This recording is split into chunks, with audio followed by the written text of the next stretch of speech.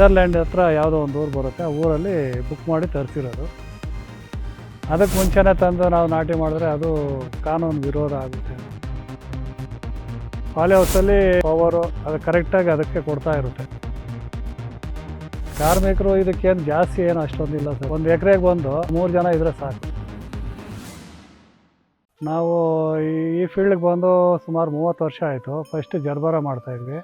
ಫಸ್ಟಲ್ಲಿ ಅಂದರೆ ಕೈ ತೋಟ ಮಾಡಿಕೊಂಡು ಇದ್ವಿ, ಅದರಲ್ಲೇನು ಲಾಸ್ ಆಯಿತು, ತರಕಾರಿ ಬೆಳೆಗಳು. ಆಮೇಲೆ ಹೂವು ಬಂದ್ವಿ. ಹೂದಲ್ಲಿ ಏನೋ ಸ್ವಲ್ಪ ಪರವಾಗಿಲ್ಲ, ದೇವ್ರೇನೋ ಚೆನ್ನಾಗಿ ಇದು ಮಾಡೋದು. ಆಮೇಲೆ ಹಂಗೆ ಒಂದು 15 ವರ್ಷ ಜರ್ಬಾರ ಆದಮೇಲೆ ಇದು ನಿಮೋಟೈಡ್ ಬರುತ್ತೆ ಅಂದ್ಬಿಟ್ಟು ಇದಕ್ಕೆ ನಾವು ಸ್ಟ್ಯಾಂಡ್ ಮೇಲೆ ಆರ್ಕಿಡ್ಡು ರೆಡಿ ಮಾಡಿದ್ವಿ. ಈಗ ಸ್ವಲ್ಪ ಹೆಂಗೋ ಪರವಾಗಿಲ್ಲ. ಇದು ಹೂವು ಸ್ಟಾರ್ಟ್ ಆಗೋದಕ್ಕೆ 1 ವರ್ಷ ಬೇಕಾಗುತ್ತೆ ಸರ್. ಫಸ್ಟು ನಾವು ಕಲ್ಟಿವೇಟ್ ಮಾಡಿದ್ಮೇಲೆ ಗೊಬ್ಬರದ ಬೀಜ ಅಂತ ಬರುತ್ತೆ. ಗೊಬ್ಬರದ ಬೀಜ ಚೆಲ್ಬಿಟ್ಟು ಒಂದಷ್ಟು ಶುದ್ಧ ಬಂದಮೇಲೆ ಅದನ್ನು ರೋಟ್ರ್ ಹಾಕಿ ನೆಲನ ಫಲವತ್ತು ಮಾಡ್ತೀವಿ.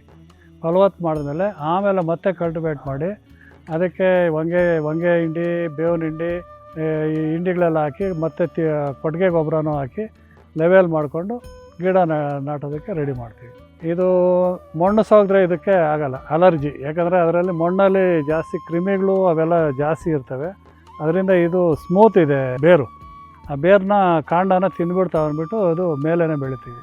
ಈಗ ನಾವು ಬೆಳೆದು ನೆಲ ಎಲ್ಲ ಹಾಳಾಗಿರುತ್ತಲ್ಲ, ಅದಕ್ಕೋಸ್ಕರ ಬೆಡ್ ಮಾಡಿ ಬೆಡ್ ಮೇಲೆ ರೆಡಿ ಮಾಡ್ಕೊತೀವಿ ಸರ್. ಇದು ಒಂದು ಸೀಸನಲ್ಲಿ ಒಳ್ಳೆ ರೇಟ್ ಹೋಗುತ್ತೆ. ಮತ್ತು ಈ ಕಡಿಮೆ ಲೇಬರು, ಕಡಿಮೆ ಔಷಧಿಗಳು, ಅದರಿಂದ ನಾವು ಇದನ್ನು ಸೆಲೆಕ್ಟ್ ಮಾಡ್ಕೊಂಡಿದ್ದೀವಿ. ಔಷಧಿಗಳು ನೀವು 15 ದಿನಕ್ಕೆ 1 ತಿಂಗಳಿಗೆ ಹೊಡೆದ್ರೂ ಏನು ಇದು ಕೇಳೋ ಥರ ಇಲ್ಲ. ಎಲೆ ಮಂದ ಇದೆ, ಅದರಿಂದ ಇದಕ್ಕೆ ರೋಗನೂ ಕಡಿಮೆ ಬರುತ್ತೆ. ನನಗೆ ಒಂದು 4 ವೆರೈಟಿ ಗೊತ್ತು ಸರ್. ಇದರಲ್ಲಿ ಪರ್ಪಲ್ಲು, ವೈಟು, ಪ್ಯೂರ್ ವೈಟು, ಇಷ್ಟು ಕಲರು ಇದೆ ನಮ್ಮಲ್ಲಿ. ಬೇಕಾದಷ್ಟು ಇದ್ದಾವೆ ಸರ್ ಇದರಲ್ಲಿ. ಆಂಧ್ರ, ಚಿತ್ತೂರು, ತೆಲಂಗಾಣ ಇದೆಲ್ಲ ಜಾಸ್ತಿ, ಆ ಕಡೆ ಜಾಸ್ತಿ ಓಡುತ್ತೆ ಸರ್. ಒಂದು ಸಸಿ ಬೆಲೆ ಬಂದು 45 ರೂಪಾಯಿ ಸರ್. ನೆದರ್ಲ್ಯಾಂಡ್ ಹತ್ರ ಯಾವುದೋ ಒಂದು ಊರು ಬರುತ್ತೆ, ಆ ಊರಲ್ಲಿ ಬುಕ್ ಮಾಡಿ ತರಿಸಿರೋದು. 45 ರೂಪಾಯಿ ಒಂದು ಗಿಡ ಬಂದು. ಅದನ್ನು ಕಾಪಾಡ್ಕೋಬೇಕು ಸರ್. 3 ತಿಂಗಳಾಗುತ್ತೆ ಸರ್. ಅದೂ ಕ್ವಾರಂಟೈನ್ ಎಲ್ಲ ಇದು ಮಾಡ್ತಾರೆ. ನಾವು ಕ್ವಾರಂಟೈನ್ ಮಾಡಿ ಮತ್ತೆ ಈ ಕಡೆ ಫೀಲ್ಡ್ಗೆ ಹಾಕ್ಕೊಂಡಿದ್ದೀವಿ. ಅವರು ಬಂದು ಚೆಕ್ ಮಾಡ್ತಾರೆ. ಈ ಗಿಡ ಬೇರೆ ದೇಶದಿಂದ ತಂದು ಅದನ್ನು ನಾವು ಕ್ವಾರಂಟೈನಲ್ಲಿ ಮಾಡಬೇಕು. ಕ್ವಾರಂಟೈನ್ ಮಾಡಿ ಅವರು ಇನ್ಸ್ಪೆಕ್ಷನ್ ಬರ್ತಾರೆ, IHR ಇದರಿಂದ ಇನ್ಸ್ಪೆಕ್ಷನ್ಗಳು ಬಂದು ಚೆಕ್ ಮಾಡ್ತಾರೆ ಇಷ್ಟು ದಿನದಲ್ಲಿ. ಆಮೇಲೆ ಅವರೆಲ್ಲ ರೋಗ ಅದೆಲ್ಲ ತಿಳ್ಕೊಂಡು ಸರಿ ನೀವು ನಾಟಿ ಮಾಡ್ಕೊಳ್ಳಿ ಅಂತ ಹೇಳ್ತಾರೆ. ಅವಾಗ ನಾಟಿ ಮಾಡ್ಕೋಬೇಕು ಅಷ್ಟೇ. ಅದಕ್ಕೆ ಮುಂಚೆನೇ ತಂದು ನಾವು ನಾಟಿ ಮಾಡಿದ್ರೆ ಅದು ಕಾನೂನು ವಿರೋಧ ಆಗುತ್ತೆ ಅಂದ್ಬಿಟ್ಟು ಹೇಳ್ತಾರೆ ಸರ್. ಮಣ್ಣಲ್ಲಿ ಗಿಡ ಆಗಲ್ಲ. ಇದು ಏನಿದ್ರೂ ಬರೀ ನೀರಿನ ಮೇಲೆ ಬೆಳೆ. ಇದು ನೀರು ಮಾತ್ರ ಇರಬೇಕು. ಗೊಬ್ಬರ ಎಲೆಯಲ್ಲಿ ತಿಂತಾರೆ, ಎಲೆಯಲ್ಲಿ ಅಷ್ಟೇ. ಈ ಸಪೋರ್ಟ್ಗೆ ನಾವು ಈ ಚಿಪ್ಪೆ ಹಾಕಿ ಸಪೋರ್ಟ್ ಕೊಟ್ಟಿದ್ದೀವಿ ಅಷ್ಟೇ. ಸ್ವಲ್ಪ ಕೋಲ್ಡ್ ಇರಬೇಕು, ಅಂದರೆ ಬಿಸಿನೂ ಇರಬೇಕು, ಹ್ಯುಮಿಡಿಟಿ ಇರೋ ಥರ ಬಿಸಿಲು ಇರಬೇಕು. ಓವರ್ ಬಿಸಿಲೂ ಇರಬಾರ್ದು. ಓವರ್ ಬಿಸಿಲಿದ್ರೆ ಹೂವು ಸ್ವಲ್ಪ ಒಣಗೋದು ಆ ಥರ ಆಗುತ್ತೆ. ಪಾಲಿ ಹೌಸಲ್ಲಿ ನಮಗೆ ಮೇಲಿಂದ ಬರೋದು ಒಂದು ಹ್ಯುಮಿಡಿಟಿ ಅದೆಲ್ಲ ಪವರು ಅದು ಕರೆಕ್ಟಾಗಿ ಅದಕ್ಕೆ ಕೊಡ್ತಾ ಇರುತ್ತೆ. ನಾವು ಔಟ್ಸೈಡಲ್ಲಿ ಒಂದು ಸಲ ಜಾಸ್ತಿ ಬರುತ್ತೆ, ಒಂದು ಸಲ ಕಡಿಮೆ ಬರುತ್ತೆ. ಅದು ಹ್ಯುಮಿಡಿಟಿ ಸೆಟ್ ಆಗಲ್ಲ ಅದಕ್ಕೆ.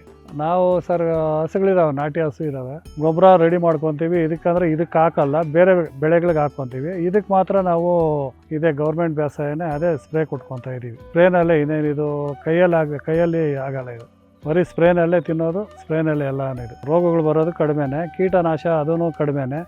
ಏನೋ 15 ದಿನಕ್ಕೆ 1 ತಿಂಗಳಿಗೆ ಒಂದು ಸಲ ನಾವು ರೋಗಕ್ಕೆ ಅದಕ್ಕೆ ನೋಡಿಕೊಂಡು ಔಷಧಿ ಕೊಟ್ಕೊತೀವಿ. ಇದಕ್ಕೆ ಜಾಸ್ತಿ ಖರ್ಚು ಬರೋಲ್ಲ. ಏನಂದರೆ ಸ್ಟ್ಯಾಂಡು ಮತ್ತು ಗಿಡದ್ದು ಒಂದು ಖರ್ಚು ಬರುತ್ತೆ.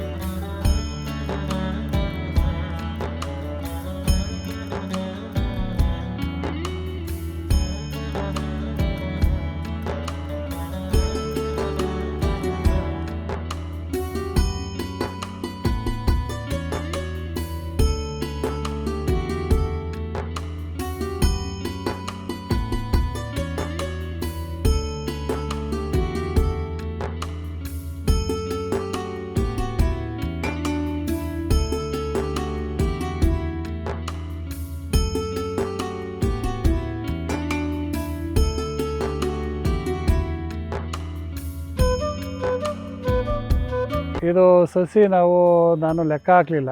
ನಾವು ನೆಡ್ತಾ ಇರೋದು ಒಂದು ಅಡಿಗೆ ಒಂದೊಂದು ಗಿಡ ಹಾಕ್ತೀವಿ. ಅಡ್ಡಾಗಲದಲ್ಲಿ 6 ಇಂಚು ಅಗಲ ಒಂದು ಇದರಲ್ಲಿ ಹಾಕ್ಕೊಂಡು ಹೋಗ್ತಾ ಇರ್ತೀವಿ. ಈಗ ನಾವು 3.5 ಅಡಿ ಬೆಡ್ ತಗೊತೀವಿ. ಅದಕ್ಕೆ ಸೊಳ್ಳೆ ಪರದಾದಲ್ಲಿ ನೆಟ್ ಹಾಕಿ ಸ್ಟ್ಯಾಂಡ್ ಮಾಡ್ಕೊತೀವಿ. ಅದರಲ್ಲಿ ಒಂದು ಕಮ್ಮಿ ಅಂದ್ರೂ ಒಂದು 30 ಒಂದು ಲೈನ್ಗೆ 30ರಿಂದ 35 ಸೆಟ್ಸಿ ಹಾಕ್ತೀವಿ ಒಂದು ಲೈನ್ಗೆ. ಅಲ್ಲಿಗೆ 4 ಲೈನ್ ಹಾಕ್ಕೊತೀವಿ. 4 ಲೈನ್ಗೂ 90-100 ಗಿಡ ಬಂದೇ ಬರುತ್ತೆ ಸರ್. ಇದು ಬರೋದು ಲೇಟೇ ಸರ್, ಸ್ವಲ್ಪ ಲೇಟು ಹೂವು ಬರೋದು. ಅದನ್ನು ಕಾಯಬೇಕು. 1 ವರ್ಷದ ಮೇಲೆ 2 ತಿಂಗಳಿಗೆ ಹೂವು ಬರುತ್ತೆ. ನಮಗೆ ಪ್ರೊಡಕ್ಷನ್ ಜಾಸ್ತಿ ಬೇಕಾದರೆ 2 ವರ್ಷ 3 ವರ್ಷ ಕಳಿಬೇಕು. ಆವಾಗ ಪ್ರೊಡಕ್ಷನ್ ಜಾಸ್ತಿ ಬರುತ್ತೆ.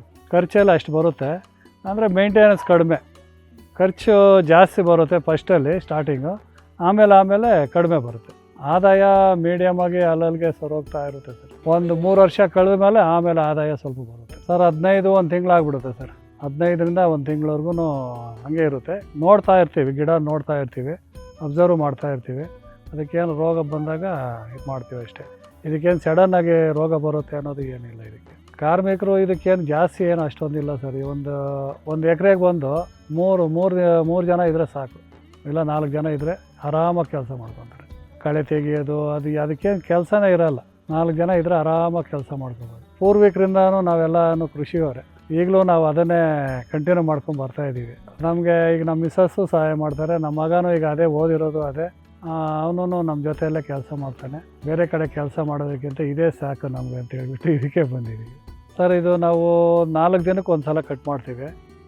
4 ದಿನಕ್ಕೆ ಕ್ಲೀನಾಗಿ ಕೆಳಗೆ 4 ಹೂವು ಓಪನ್ ಆದಮೇಲೆ ಅದನ್ನು ಕಟ್ ಮಾಡ್ಕೊತೀವಿ. ಇಲ್ಲ 3 ಹೂವು ಇದ್ರೂ ಅದನ್ನು ಬಿಡ್ತೀವಿ. ಮತ್ತು ಅದು ಇನ್ನೊಂದು 2-3 ದಿನಕ್ಕೆ ಅದು ಓಪನ್ ಆಗುತ್ತೆ. ಇದೇ ಥರನೇ ನೋಡಿ ಹೂವನ್ನ ಕಟ್ ಮಾಡ್ಕೊತಾ ಇರ್ತೀವಿ. ಒಂದು ಬಂಚಿಗೆ 20 ಹೂವು ಹಾಕ್ತೀವಿ. ಅಂದರೆ ನಾವು ತಿಂಗಳ ಲೆಕ್ಕ ಹಾಕಿದ್ರೂ 1 ಎಕರೆಗೆ 2 ಮೂಟೆ ಹಾಕ್ತೀವಿ ಸರ್ ಅಷ್ಟೇ. 25 kg 2 ಬ್ಯಾಗ್ ಖಾಲಿ ಆಗುತ್ತೆ.